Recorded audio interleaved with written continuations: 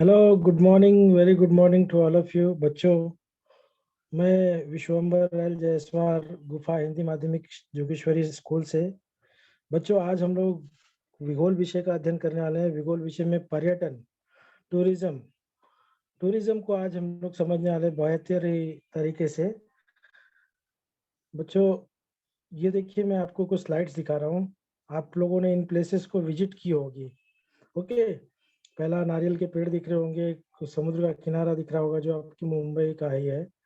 और दूसरे में काफी लोग जमा हुए हैं, वो भी आपकी मुंबई के जुहू चौपाटी फेमस जगह है। हर कोई जो भी पर्यटक, पर्यटक मतलब क्या होता है बेटा, वो हम लोग समझेंगे। पर्यटन क्या होता है वो भी हम लोग समझेंगे। पहले मैं आपको कुछ बेसिक चीजें बता दूं, उसके बाद मैं सब्जेक्ट पे चलता हूँ। तो जैसे कि आप चित्र देख रहे होंगे, लोग सैर सपाटा कर रहे, घूम रहे, समुद्र के किनारे बैठे हैं, भेलपूरी पानी पूरी का मजा ले रहे हैं। उसके बाद दो चित्र है रात का। ये आपके मरीन ड्राइव का चित्र है मुंबई में।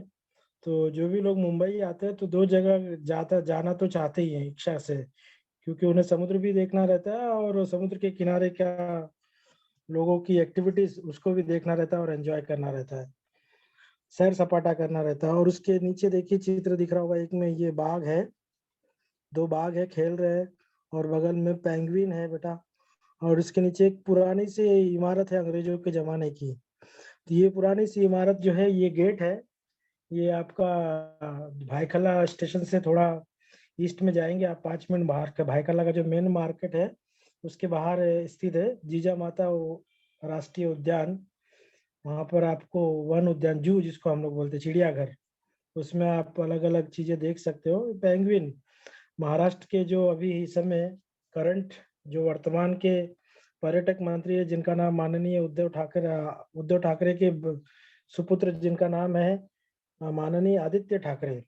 वो उन्होंने पर्यटन को, टूरिज्म को बढ़ावा देने के लिए चिड़ियाघर में, जू में पेंगुइन्स को बुलाए थे।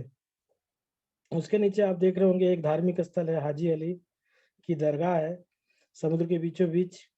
और उसके बाद आपको स्लाइड्स में दिख रही होंगी गेटवे ऑफ इंडिया। भारत में जब पहले अंग्रेज लोग आते थे तो कौन से रास्ते से आते थे, उसके लिए ये निशानी बनाई गई थी, गेटवे ऑफ इंडिया। आप देख रहे होंगे गेटवे ऑफ इंडिया के पीछे एक बिल्डिंग दिख रही होगी यहाँ पर इस चित्र में, तो उसको ताज होटल बोलते हैं। बहुत ही महंगा और बहुत ही आलीशान होटल है भारत, अपने पूरे भारत का, मुंबई का ही नहीं, भारत का। और उसके नीचे आपको एक मंदिर दिख रहा होगा, ये मंदिर बेटा सोने का दिख रहा है, ये स्वर्ण मंदिर है आपका, पंजाब के अमृतसर में स्थित है। ये सब जगह है बेटा घूमने की, घूमने फिरने की, सैर सपाटा करने की, खाली समय बिताने की, आनंद लेने के लिए, मनोरंजन प्राप्त करने के लिए इत्यादि। ये सब भारत की अलग अलग जगह है जो कि पूरे वर्ल्ड फेमस है, पूरे विश्व में विख्यात है बेटा।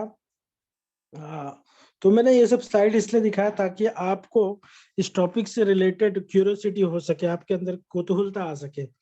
अब मुद्दे की बात करते हैं बेटा। तो पर्यटन है क्या?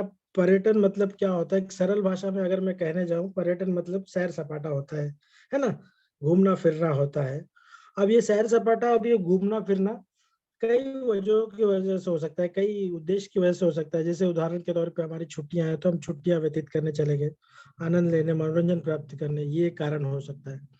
या फिर मैं कहीं बीमार हूँ, मुझे कहीं जाके अस्पताल में दवाई लेनी है, किसी दूसरे राज्य में बड़े अस्पताल में, सुपर स्पेशलिस्ट हॉस्पिटल में, तो इसके उसलिए मैं जब घर छोड़ के अपना दूसरे राज्य में दूसरी जगह जाता हूँ, तो उसको भी हम लोग पर्यटन का नाम दे सकते हैं, स्वास्थ्य पर्यटन। और फिर बाद में बहुत सारे पर्यटन के अलग अलग प्रकार होते हैं। और ये जो घूमना फिरने का काम करता है, जो सैर सपाटे का काम करता है, उसी जो पर्यटन, पर्यटन का हो या फिर सैर सपाटा का हो, तो जो पर्यटन करता है उसको पर्यटक कहते हैं, और जो सैर सपाटा कहता है उसी को हम सैलानी कहते हैं, है ना। दो लोग देशों से विदेश में आते हैं, विदेशों से देश में आते हैं, ये भी पर्यटन का एक प्रकार है। और पर्यटन एक तरह का बेटा पढ़ाया क्यों जा रहा है आपको सिलेबस में, पर्यटन एक बहुत ही इम्पोर्टेंट फैक्टर है जो देश की इकोनॉमिक पे, जो देश की आर्थिक व्यवस्था पर एक बड़ा योगदान देता है।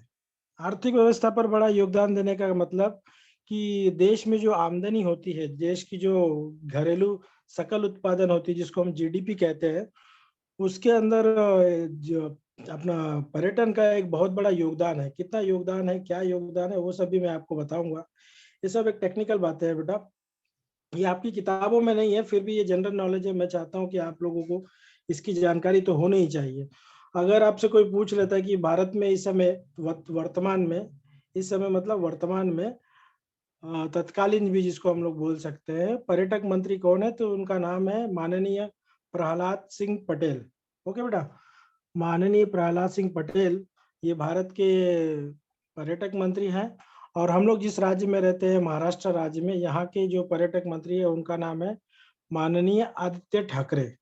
ओके, तो पहली ये बात है। दूसरी ये बात की बेटा कि जो भारत देश है ना, उसके अंदर पर्यटन उद्योग से मतलब जो बाहर लोग आते हैं, बाहर से लोग आते हैं और अपने देश से बाहर जाते हैं, या फिर अपने देश में अलग अलग राज्यों में जो घूमते फिरते हैं, वो जो विजिट करते हैं तो कहीं रहते होंगे, कहीं खाते होंगे, तो जो पैसा देते हैं उसके अंदर टैक्स भी इंक्लूडेड होता है। तो ये सब टैक्स उनके घूमने फिरने की वजह से हुआ, उनके आने जाने की वजह से हुआ। तो इसी को नजर दिया गया, इसी को एक दृष्टिकोण दिया गया, जिसको हम कहते हैं कि पर्यटन एक अपने आप में एक फलता फूलता उद्योग है, मतलब बढ़ता हुआ उद्योग है, सेवा का उद्योग है बेटा। अभी देखेंगे आप, अगर इस पर्यटन से उद्योग से तो भारत को कितना फायदा होता है। अगर उदाहरण के तौर पे मैं आपको बताऊं कि अगर भारत साल भर में 100 रुपया कमाता है, साल भर में अगर भारत 100 रुपया कमाता है, तो उस 100 रुपये में से जो 10 रुपया है ना बेटा, वो पर्यटन कमा के देता है।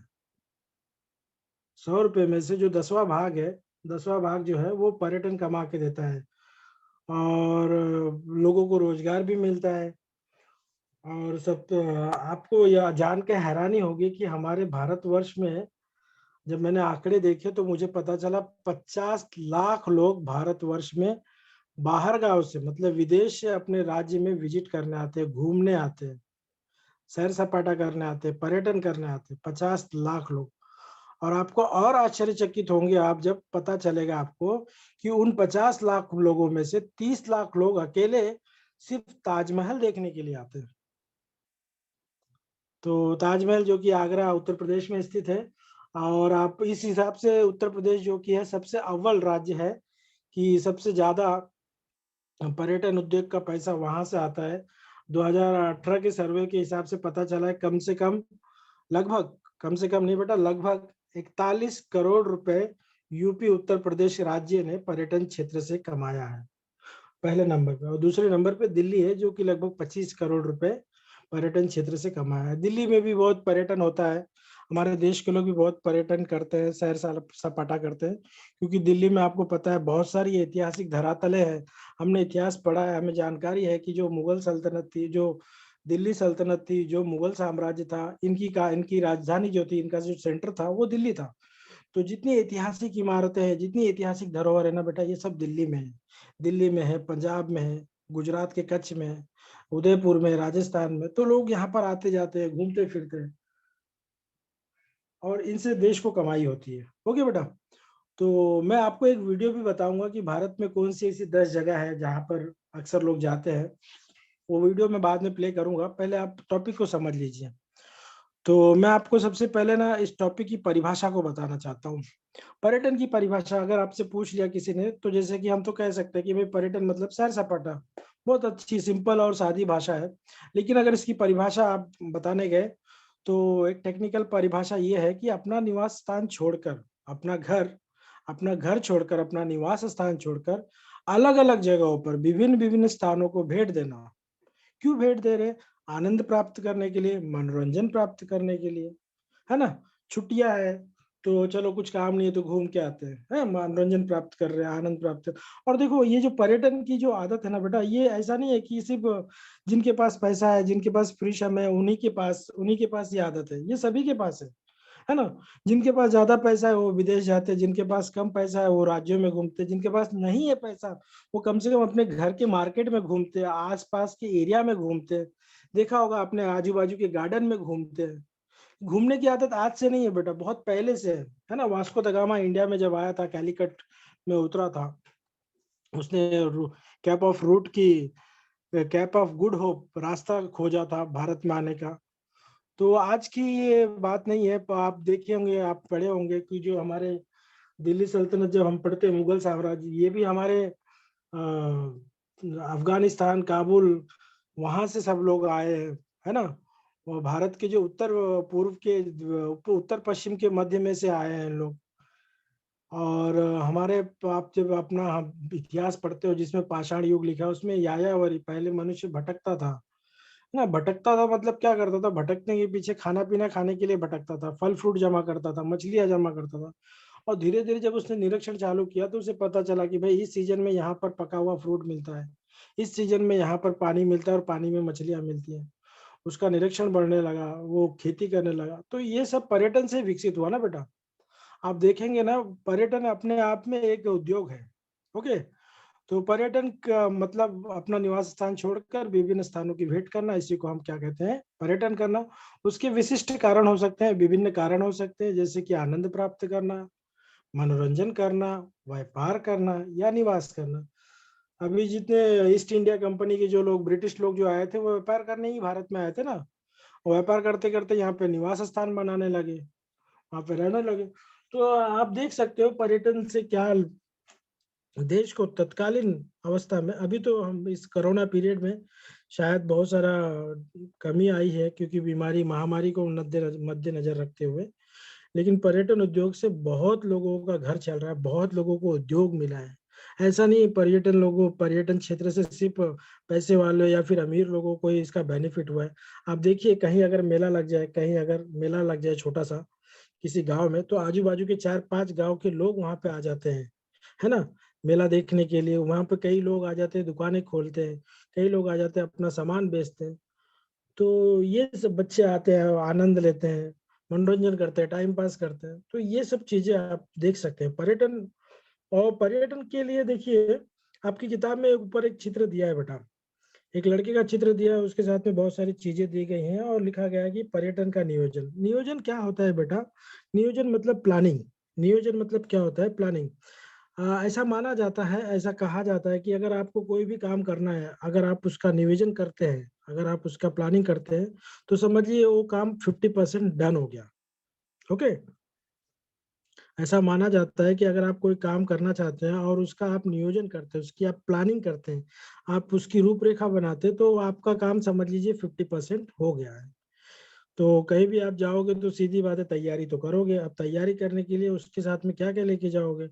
तो जैसे बैग दिया है, बच्चे के हाथ में एक कैम दूरबीन दी है, कैमरा रखा गया है, मैप लिखा रखा गया है, चश्मा रखा गया है, बॉटल रखी गई है, दवाई की बॉटल रखी गई है, दिशा सूचक यंत्र रखा गया है, कापी रखी गई है, कलम रखी गई है, कपड़े रखे गए, वगैरह वगैरह, ये सारी चीजें रखी गई है ना।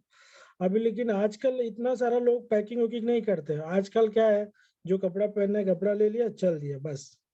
क्योंकि मोबाइल आप बेस्ट ऑप्शन है। लास्ट पीरियड में भी मैंने आपको बताया था, आजकल आपके मोबाइल में बहुत सारी फैसिलिटीज मिल जा रही है। आपके मोबाइल में आपको कैमरा तो मिल ही रहा है, कैमरा के साथ साथ में आपको दिशा सूचक यंत्र, डायरेक्शन शोइंग, वो भी मिल रहा है। गूगल मैप आपको मिल जा रहा है, तो मैप लेके जाने की जरूरत नहीं, आपको कहीं भी जाना है, गूगल में आप नेट ऑन कीजिए, आपका करंट लोकेशन तुरंत टाइप कर लेगा, और आपको कहाँ जाना है वो लिखिए तो आपको रास्ते बता देगा। पैदल चला है, गाड़ी से जाना है, ट्रेन से जाना है, प्लेन से जाना है। तो आजकल मोबाइल में सारी सुविधा है। और यहाँ पर अगर वो पहले के, एक्चुअली यहाँ पे किताबें 10 साल पुरानी होती हैं, इसलिए किताबों में इतना अपडेशन नहीं है। आजकल इतना घूमने के लिए कोई, अभी आप देखेंगे और आपको बोला जाए कि आप घूमने जाओगे तो कैमरा लेके जाओगे, तो बोलेंगे अरे ये क्या बात हुई, कैमरा क्यों लेके आएंगे, हमारे पास तो हमारा मोबाइल है ना। हाँ, कैमरा लेके आना तो डीएसएलआर लेके जाएंगे, ताकि क्वालिटी आए और पिक्चर आए, है ना। तो आगे देखिए बेटा, ये भारत का एक नक्शा है आपके टेक्स्ट बुक में। इसमें देख सकते हैं आप, भारत के अलग अलग पर्यटन के स्थल बताए गए हैं। मैं आपको एक वीडियो दिखाना चाहता हूँ, तो बाकी जब, ताकि आप समझ सके पर्यटन कितना विस्तृत है। छोटा सा वीडियो, एक 10 मिनट का वीडियो बेटा, देखिए आप, फिर हम लोग डिस्कस करते हैं उसके ऊपर।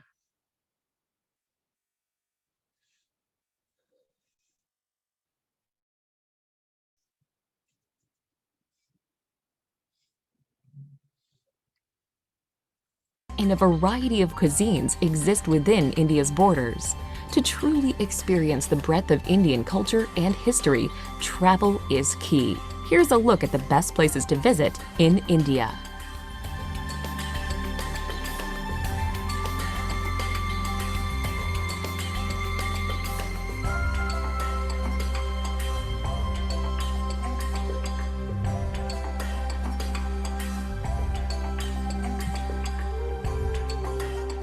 Number 10. Udaipur.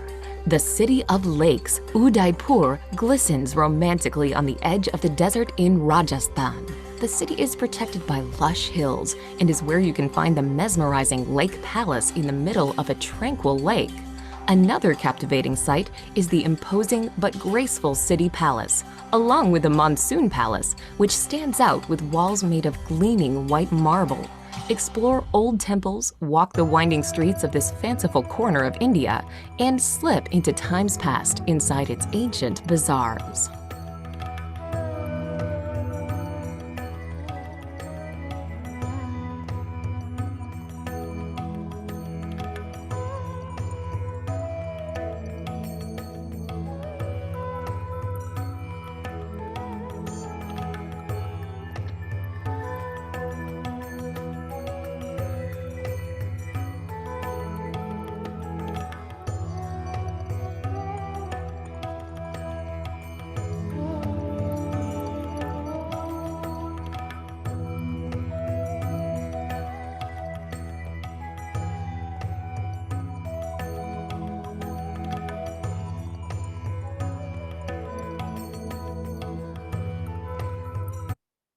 Lies on the border with Pakistan and is home to the holiest of Sikh sites.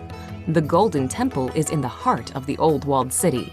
This serene Sikh shrine provides a place for reflection and inspiration. You can tour the Golden Temple regardless of religion, but you will need to show respect by covering your head and removing your shoes. The streets surrounding the temple are a frenetic fusion of people, markets, and activity. Be sure to pick up some traditional goods, such as hand-embroidered fabrics and delicately ornate shoes.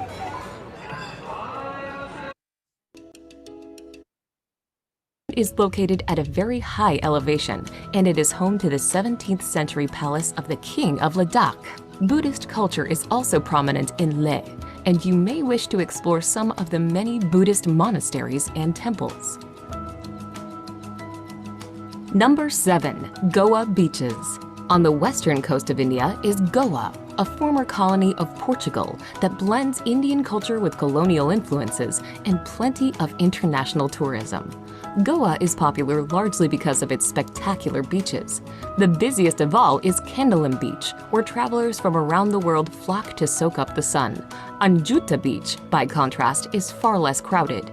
It is also an amazing place where you can walk to Chapora Fort and admire the sandy coastline from a new perspective. Palolem is considered one of the most beautiful beaches in all of Goa, with its natural bay surrounded by lofty headlands on either side.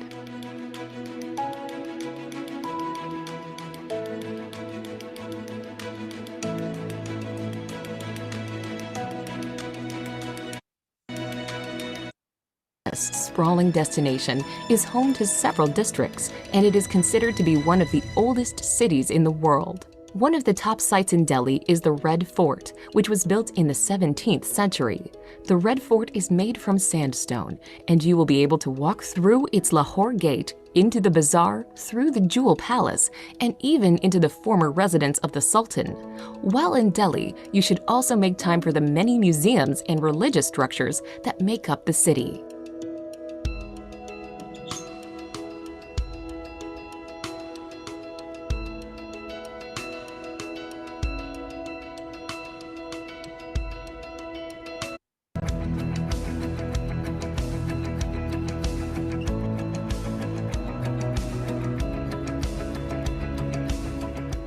Number 5. Ellora and Ajanta Caves. In the state of Maharashtra, you can explore the caves of both Ellora and Ajanta. At Ellora, there is an enormous complex of shrines carved from the rocky landscape.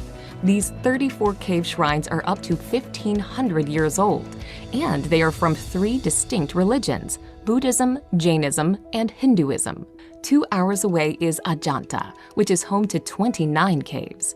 The Ajanta caves are covered in murals and paintings, most of which reflect Buddhist stories. While the 2 cave complexes are 2 hours away from one another, it is well worth visiting both to compare these incredible attractions.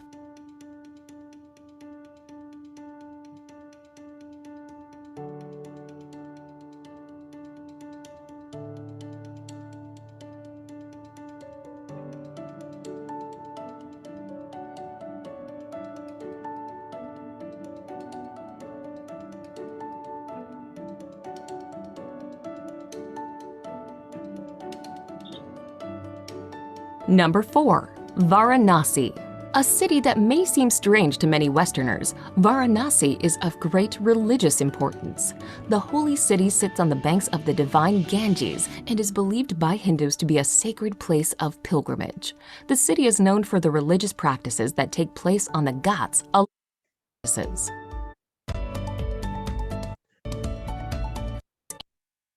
Tiger Preserve. The hub of Kerala is the city of Kochi, where you can see the local fishing industry thriving along with modern high-rises and colonial architecture. And ultimately impressive Taj Mahal. Set on the south bank of the Yamuna River, the Taj draws millions of tourists a year. Built by an emperor as an extravagant memorial to his wife, the mausoleum's porcelain white marble is an emblem of romance and adventure. Agra itself sits in the shadows of its imposing monument, but is a small and welcoming city. The ancient Mughal-era Agra Fort is an attractive spot to visit. Peer over the walls and catch your first hypnotizing glimpse of the Taj.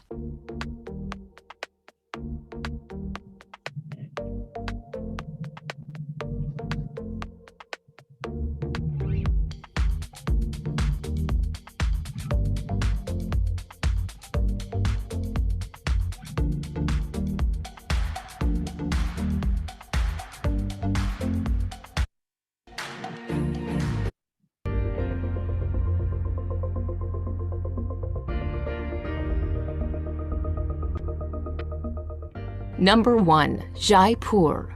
The pink city of Jaipur is the capital of Rajasthan and is where you can find the beautiful Amber Fort, a sprawling, stunning complex set in the hillside overlooking a lake. Located just outside of the city and built in 1592, the grandiose citadel was also a palace for some time, but is now an impressive tourist attraction.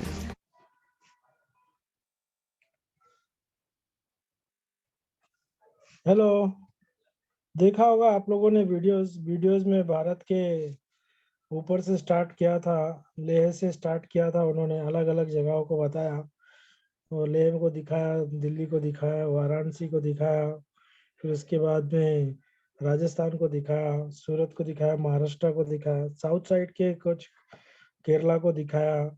और ये भारत के जो ये सब जगह है ना बेटा, ये सब बहुत फेमस जगह है। मतलब यहाँ पर सैलानी अक्सर आते जाते रहते हैं और हर चीज की अपनी एक विशेषता बताई है कि सैलानी वहाँ पे आते क्यों हैं। तो जैसे मैंने आपको बताया ना कि 50 लाख अगर साल भर में सैलानी आते हैं, तो उन 50 लाख में से जो 30 लाख सैलानी होते हैं ना, वो सिर्फ और सिर्फ ताजमहल देखने आते हैं। आपने देखा होगा वीडियोस में कि एक आदमी, वीडियोस में कितना भव्य और कितना विशाल काय दिख रहा है ताजमहल। और सफेद जो टाइल्स है, संगमरमर की टाइल्स है, वो बना हुआ है, जो आकर्षण का केंद्र होता है और सैलानियों को लेके आता है। अक्सर हम कहीं जाते हैं और कोई चीज हमें पसंद आती है तो हम नहीं अपने परिचितों को बताते हैं कि भाई वहां जाओ, ये चीज देखो बहुत अच्छी है। तो ये था पर्यटन। आई होप आप लोगों को ये टॉपिक समझ में आया होगा। अब बेटा हम लोग आगे देखते हैं पर्यटन के प्रकार।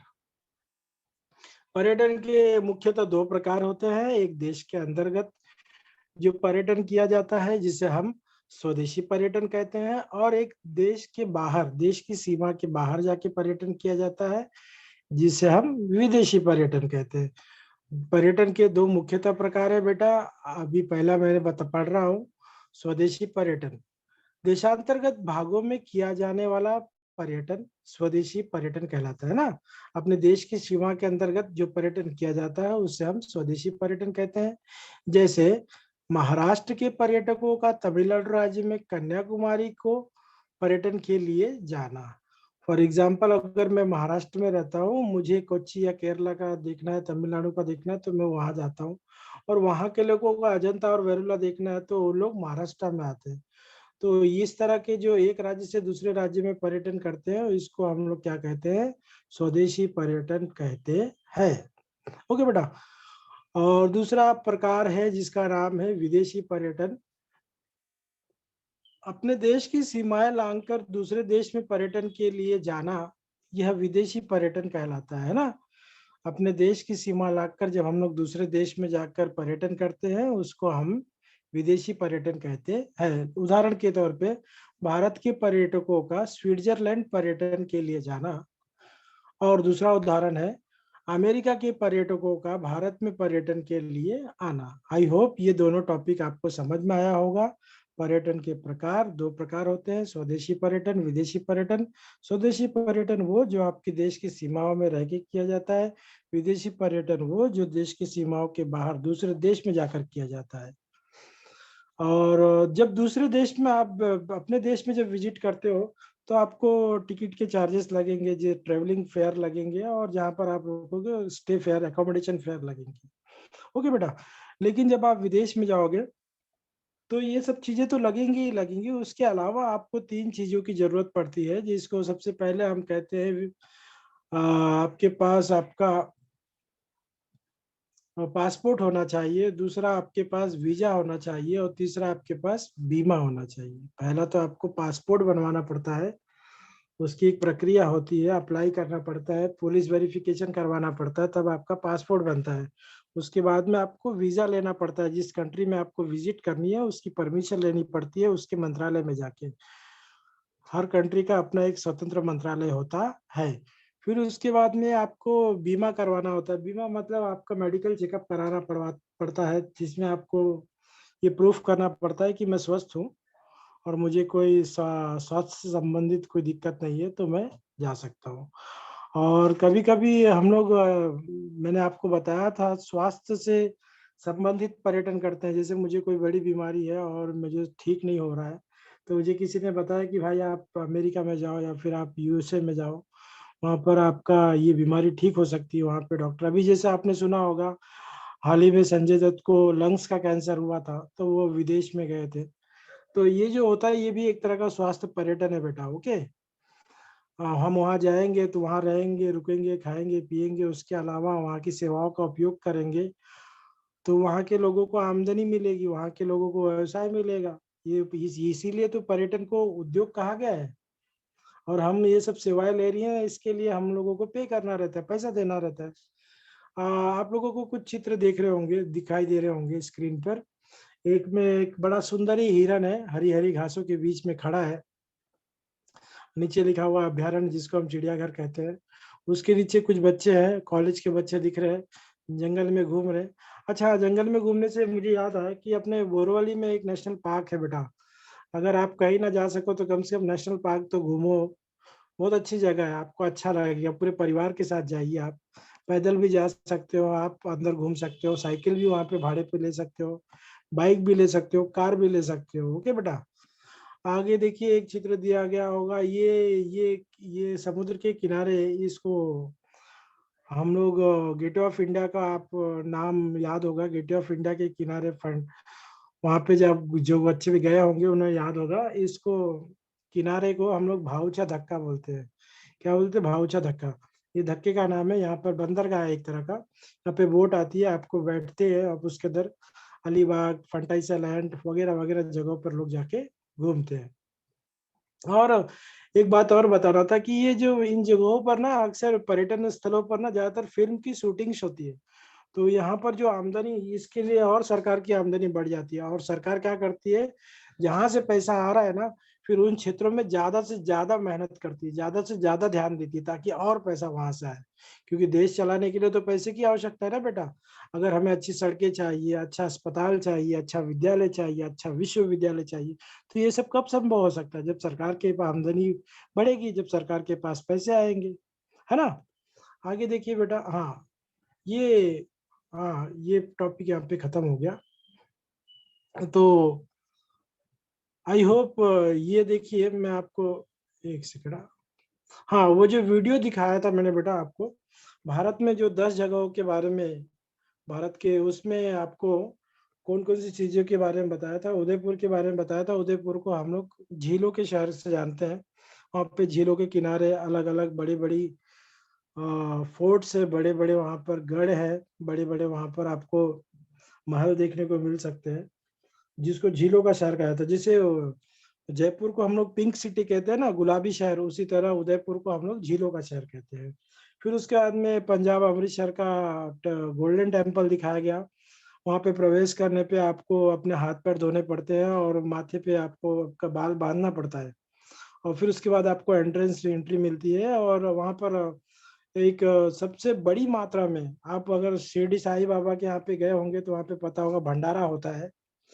कभी कभी 10 रुपया लगता है, 5 रुपया लगता है, और कभी कभी कोई कोई जो भक्त रहता है वो अपनी तरफ से भंडारा स्पॉन्सर करता है तो लोगों को फ्री में खाना खिलाया जाता है। तो लेकिन अमृतसर जो गोल्डन टेम्पल है वहां पर लाखों की मात्रा में लोगों को हर दिन लाखों की मात्रा में, उसका डेटा मेरे पास नहीं है बेटा, हर दिन लाखों की मात्रा में लोगों को खाना खिलाया जाता है, जिसको लंगर कहा जाता है। आपने देखा होगा कि यहाँ पे जब गुरु नानक जयंती आती है तो जहाँ पर पंजाबी बहुलक क्षेत्र है, यहाँ पे पंजाबी लोग रहते हैं, वहाँ पे लोग भंडारा रखते हैं, लोगों को, गरीबों को, आने जाने वाले लोगों को खाना प्रसाद के रूप में देते हैं। उसके बाद में लेह दिखाया गया, लेह जो कि लद्दाख में पाया जाता है। पहले तो एक वो राज्य नहीं था, वो एक राज्य यूनियन टेरिटरी बन गया है लद्दाख में। वहाँ पे बुद्धिस्ट मॉन्क, जो हमारे बौद्धिज्म को जैसा बढ़ावा मिला, बौद्धिज्म कैसे का उसका प्रचार प्रसार हुआ, उसको आप देख सकते हो, समझ सकते हो। उसके बाद में गोवा बीच के बारे में बताया गया। गोवा, जो कि अगर कोई बोले पिकनिक जाना है तो गोवा अक्सर आप सुने होंगे लोगों के मुंह से। गोवा बीच में भी एक सबसे बहुत फेमस बीच है पॉन्डिलम बीच। वहां पर अक्सर यूरोपियन लोग आना पसंद करते हैं, विदेशी लोग। फिर उसके बाद में दिल्ली की दिखाया गया। दिल्ली में मैंने आपको स्टार्टिंग में ही बताया कि लाल किला है, जामा मस्जिद है, और कुतुब मीनार है वहां पर।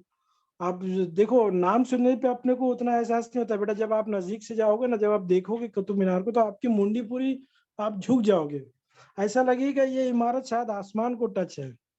और फिर उस समय आपके मन में ये ख्याल आएगा कि इस इमारत को कैसे तैयार किया गया होगा, किस उद्देश्य से तैयार किया होगा, और सब ये सब बातें ना उसी इमारत के नीचे एक बड़े से पत्थर पे लिखा गया होगा कि किसने बनवाया, कौन से सन में बनवाया, किस उद्देश्य से बनवाया, और कितनी लागत लगी।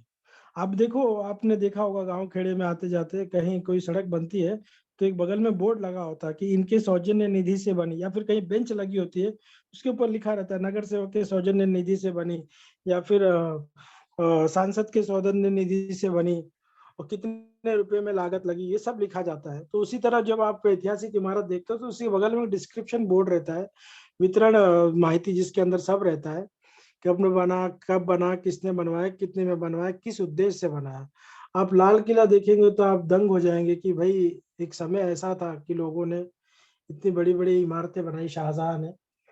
फिर आप जामा मस्जिद देखेंगे, जामा मस्जिद में मैंने देखा तो बहुत सारी वहां पे मार्केट्स लगती है, इतनी मार्केट लगती है। जो आप लड़कियां जो ज्वेलरी पहनती है ना, आर्टिफिशियली ज्वेलरी, उसकी बहुत बड़ी मार्केट वहां पर है, जामा मस्जिद के ठीक, जामा मस्जिद के पास में ही। ये सब चीजें उसमें दिल्ली में आप देख सकते हो। वहां पर मेट्रो स्टेशन है जो कि अंडरग्राउंड भी है, और वो हवा में भी है और जमीन पे भी है, वो तीनों लेवल पे है, वो भी आप देख सकते हो। महाराष्ट्र की अजंता और वेलुर गुफा के बारे में बताया गया है। महाराष्ट्र में अजंता वेलुर गुफा में आप घूम सकते हो, आप नेशनल पार्क में आके देख सकते हो, वहाँ पे बौद्धिज्म का कैसे प्रचार प्रसार हुआ वो सबको दिखाया गया है। फिर वाराणसी के बारे में बताया गया। वाराणसी एक होली प्लेस है, एक धार्मिक स्थल है जहाँ पर लोग, वहाँ पे हम लोग देखो बहुत, मैं तो खुद वाराणसी राज्य से संबंधित ताल्लुक रखता हूँ, लेकिन कभी मैंने देखा नहीं है बेटा वाराणसी स्टेशन के अलावा और कुछ। लेकिन जब चित्र देखता हूँ तो मन में मंत्र मुग्ध हो जाता हूँ कि भाई हमें भी जाना चाहिए, देखना चाहिए। वहाँ पे एक मैंने नाम सुना था, कड़िका कड़िका करके एक घाट है जहाँ पर 5,000 मुर्दे हर रोज जलाए जाते हैं। वैसे तो ये बात अनुचित है, लेकिन देखा मैंने, इतनी भीड़ लगी रहती है ना, ऐसा लगता है कि मेला सिर्फ, वहां पर आपको जाके एहसास होगा कि मेला सिर्फ खुशियों का नहीं होता है, मातम का भी होता है। और बहुत सारी चीजें मिल जाएंगी, लोगों की इच्छा पूर्ति होती है, काशी विश्वनाथ देखने को मिल जाएंगे, विंध्याचल देखने को मिल जाएंगे। आगे फिर उसके बाद में वीडियो में केरला कोची को दिखाया, जिसमें आपको अद्भुत नजारा मिलेगा, आपको आपका तन मन और आंखें सब तृप्त हो जाएंगी। इतना सुंदर प्राकृतिक नजारा आपको कहीं भी देखने को नहीं मिल सकता है केरला में, कोच्चि। और उसके बाद ताजमहल के बारे में बताया गया, जिसके बारे में मैंने डिस्कस ऑलरेडी किया है। और फिर जयपुर, जयपुर जो कि पिंक सिटी है, उसका नाम ही पड़ गया है पिंक सिटी। तो इन सब चीजों को वहां पर पर्यटन की, ये भारत में जो भी पर्यटन की जो क्षेत्र है ना, स्पेशली ये सारे क्षेत्र है जो कि बहुत ही फेमस है। अपने इंडिया के भी लोग बहुत पसंद करते हैं और बाहर गाँव के भी लोग बहुत इसे पसंद करते हैं। इसके अलावा मेरी एक फेवरेट जगह है, मैं आपको बताऊँगा बेटा, पंजाब। पंजाब में आप जाके देख सकते हो जलियांवाला बाग। जलियांवाला बाग देख सकते हो, भगत सिंह की जेल देख सकते हो आप। चंद्रगुरु चंद्रशेखर आजाद, भगत सिंह और राजगुरु सुखदेव, इन लोगों के बारे में वहाँ पे बहुत सारी जानकारी दी गई है। जनरल डायर की हरकतों की जानकारी दी गई है। वहाँ पर जब आप जाओगे उन स्थलों पर, तो ऐसा लगेगा ना, जो इतिहास हमने पढ़ा है ना, वो हम देख रहे हैं। ओके बेटा, एक कुआं है जलियांवाले बाग में, एक बहुत बड़ा कुआं है। आप देखोगे तो आप दंग हो जाओगे। और महाराष्ट्र में औरंगाबाद में एक जगह है, आप नाम सुने होंगे, काला ताजमहल बोलते हैं उसको। एक्चुअली ताजमहल के जैसे ही है, लेकिन वो काला ताजमहल है, मतलब वो संगमरमर का नहीं है। उसको औरंगजेब ने अपनी माता जी की, अपनी माँ के याद में बनाया था। बीबी का मकबरा उसका नाम है। पवन चक्की आप वहां पर देख सकते हो। ये सारी जगह ना घूमने के लिए। और वहां पर एक शंकर भगवान का बहुत बड़ा मंदिर है। और मंदिर उंदिर, ये भारत में देखो, भारत में जो लोग अक्सर पर्यटन करते हैं, विशेष तौर पर उनका पीछे धार्मिक धार्मिक ज्यादा वो रहता है, उद्देश्य रहता है। केदारनाथ चले जाते हैं, बद्रीनाथ चले जाते हैं। उसके बाद में आपके क्या कहते हैं कि ये उन्नाव में शंकर महादेव का कोई मंदिर है, वहां चले जाते हैं। अगर आपको मुंबई में अगर शंकर जी का मंदिर देखना हो, तो आप बाबुलनाथ जा सकते हो, बाबुलनाथ में जा सकते हो। बहुत ही अच्छा मंदिर है वहां पर। और बड़े बड़े फिल्म सेलिब्रिटीज भी वहां पर आते हैं अपना दर्शन करने के लिए महाशिवरात्रि में। तो ये सब था बेटा। आई होप आप लोगों को ये सारा टॉपिक समझ में आया होगा। पर्यटन, मैं आप लोगों को फिर से एक 5 मिनट में आपको फिर से समझा देता हूँ कि आज हम लोगों ने क्या डिस्कस किया, ताकि आपके मन में इनसे संबंधित कुछ प्रश्न हो सके तो मैं उसका निवारण कर सकूं। तो बेटा, हम लोगों ने जो टॉपिक पढ़ा, उस टॉपिक का नाम है पर्यटन।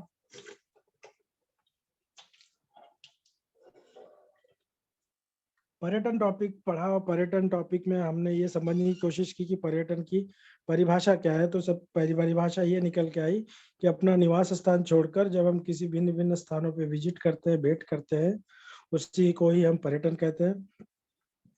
उसी को ही हम पर्यटन कहते हैं। और पर्यटन के लिए, एक मिनट, हाँ, पर्यटन के किन किन उद्देश्य किया जाता है, तो कुछ उद्देश्य यहाँ पे दिए गए, जैसे आनंद प्राप्त करना, मनोरंजन करना, व्यापार करना, निवास करना, इत्यादि उद्देश्य। और फिर एक चित्र के साथ में ये बताया गया है कि पर्यटन करने के लिए आपको किन चीजों को लेके जाना चाहिए। और ये सारा चित्र आप देख सकते हो। इसके अलावा मैं अगर आप कहीं जाते हो, तो कम से कम कुछ दवाइयां भी आप अपने साथ में कैरी कर सकते हो, जैसे उल्टी आना, पेट दुखना, चक्कर आना। क्योंकि लोग जब ट्रेवलिंग करते हैं घूमते समय, तब उनको ये सारी शिकायतें होती हैं। तो ये सब दवाइयाँ भी छोटी मोटी आपको साथ में रखनी चाहिए। फिर जैसे कि नहीं, कुछ लोग बोलते हैं मैं बस में बैठता हूँ या रिक्शा में बैठता हूँ, धूल धूल उल आती है, तो डस्ट आती है, डस्ट एलर्जी रहती है, तो जी मचल जाता है, उल्टी आ जाती है। अगर वो हाजमोला या फिर कोई वेफर वेफर ले रहेंगे, नमकीन की चीज, नमक वाली चीज, उनको खाते रहेंगे, तो नींबू ले रहेंगे, चाटते रहेंगे, तो उनको उल्टी नहीं आएगी। ये सब चीजें बेसिक चीजें हैं। अक्सर जब हम लोग गाँव खेड़े में जाते हैं और वहाँ पे बसें जब चलती हैं, धूलें उड़ती हैं, तो लोगों को वोमिटिंग की ज्यादा प्रॉब्लम होती है। और उनको तो स्पेशली जिन बच्चों को जो खा पी के निकलते हैं, उनको ज्यादा तकलीफ होती है। तो उनको बचने के लिए ये हाजमोला या फिर कोई नमक वाली कैंडीज या नींबू, इनका उपयोग कर सकते हैं। और मैंने बताने की ये कोशिश की पर्यटन के क्या प्रकार हैं। पर्यटन के 2 प्रकार हैं, स्वदेशी प्रकार और विदेशी प्रकार। स्वदेशी प्रकार वो होता है, पर्यटन वो होता है कि जो अपने देश में किया जाता है। विदेशी पर्यटन वो होता है बेटा, जो हम लोग विदेशों में जाके करते हैं। पर्यटन के और भी बहुत सारे प्रकार होते हैं, जैसे स्वास्थ्य संबंधित पर्यटन होता है। ओके, लेकिन मुख्य तौर पे आपको 2 पर्यटन याद रखना है। और जो विदेशी पर्यटन आप करते हो, तो विदेशी पर्यटन करने के लिए आपको 3 चीजों की आवश्यकता होती है। सबसे पहली बात, आपको पासपोर्ट बनवाना पड़ता है। पासपोर्ट अगर आपके पास आ गया, तो आपको उस कंट्री का, जिस कंट्री में, जिस देश में आप जाने वाले हैं, वहाँ का वीजा प्राप्त करना होता है। वीजा प्राप्त करना मतलब अनुमति प्राप्त करना। और उसके बाद आपको हेल्थ चेकअप कराना पड़ता है, आपको बीमा करवाना पड़ता है। तो ये 3 चीजें रहेंगी, तभी आप विदेश पर्यटन कर सकते हैं, विदेशी पर्यटन कर सकते हैं। तो आई होप ये टॉपिक आप लोगों को समझ में आया होगा। और इस टॉपिक से रिलेटेड अगर किसी को कोई भी शंका हो, किसी को कोई भी प्रश्न हो, सो प्लीज आस्क मी, मुझसे आप पूछ सकते हैं, मैं उसका जवाब दूंगा। हाँ बोलो सुमित।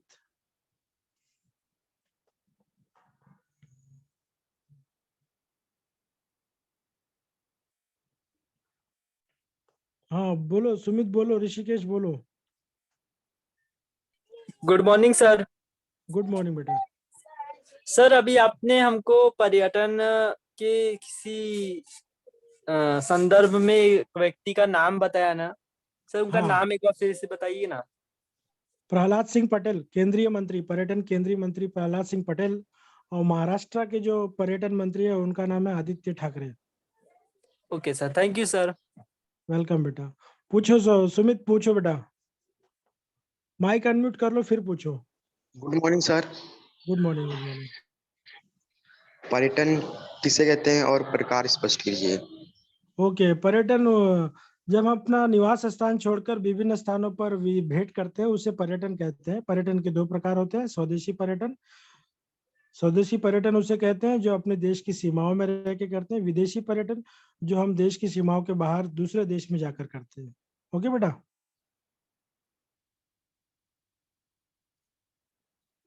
और पूछिए, किसी को कोई डाउट हो, किसी को कोई प्रश्न हो पर्यटन और पर्यटन के प्रकार, पर्यटन के जगहों के संदर्भ में, तो मैं उसका प्रश्न का उत्तर देने की कोशिश करता हूँ।